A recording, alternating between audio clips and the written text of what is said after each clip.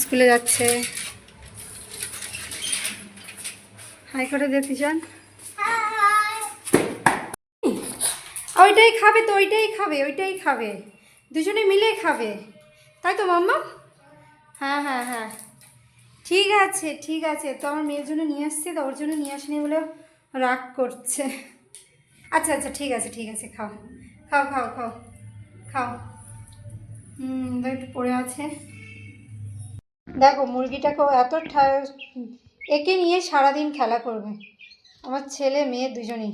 এই নখ লেগে যাবে তো, আর ও কিছুতেই নামছে না। দেখো আমার মেয়ে বলছে কখন থেকে নেমে যা, ও আরও বসে পড়ছে, দেখেছো? এই পটি না করে দেয়, পটি করে দেবে।